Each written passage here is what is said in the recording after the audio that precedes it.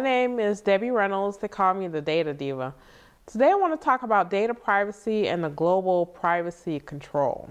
So the global privacy control is a framework and a way of handling data, browser data of people, and kind of their consent choices. So the organization that put this together is a non-for-profit organization. It's a consortium of privacy people and technology folks that came up with this particular framework and way of working that is supposed to help individuals be able to have more control over how their choices about kind of the sale of their data or not sale of their data is handled throughout websites. So when people go on the internet, they go on search engines, search for different things.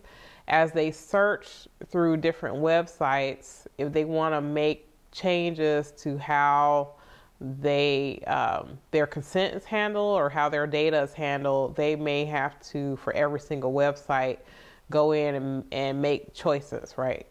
So this isn't really a sustainable way. I don't know anybody who goes into every single website and makes these choices, but what the global privacy control is doing is they're partnering with some very popular businesses like Brave, DuckDuckGo, Privacy Badger, to be able to put functionality within their browser that gives an individual a opportunity to make a choice about like what they're consenting to, or like say, don't sell my data. And then what those browsers do is they take that information and they pass it along as a code or some type of string that gets sent to websites about what your choices are about tracking. So this has become a really big issue as a result of kind of GDPR, where it's very consent-based, right?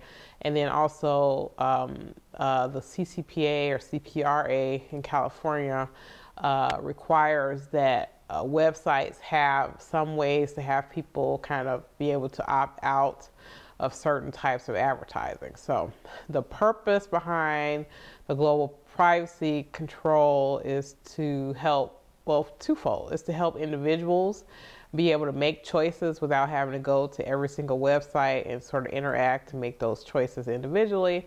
And then it can help browsers or help websites that want to subscribe to this framework to be able to sort of streamline their work in terms of administration of this privacy control.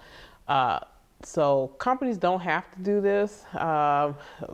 Websites, I guess one of the concerns here is that even if someone if someone signs up to say, okay, I use a browser that has privacy control and I make these choices, it really is incumbent upon the website that you visit to be able to respect that choice. In the U.S., that isn't always, there aren't no regulations in most states, most all states that this has to be done, except for someone who's a resident of California. That's different.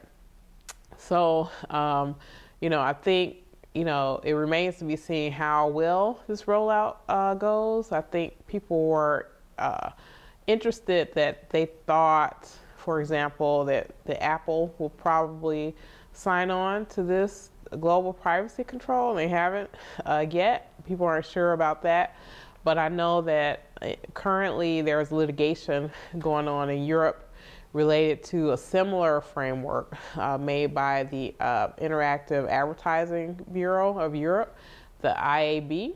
And so the IAB has a very similar thing that they've done where they created a framework. Companies are supposed to be able to track someone's consent to different things, and we're seeing in this litigation in Europe, they're charging that this first of all, this consent string is personal data, so it means it's covered by the GDPR, which means that there are certain obligations that publishers and companies to use this information have. So maybe what's happening now is that some companies are kind of sitting out waiting to find out what happens with this IAB case, because what they were trying to do in some ways sort of mirrors kind of global privacy control. But I think the idea is a good one, meaning that people, it's not realistic that people would go to every single website and say,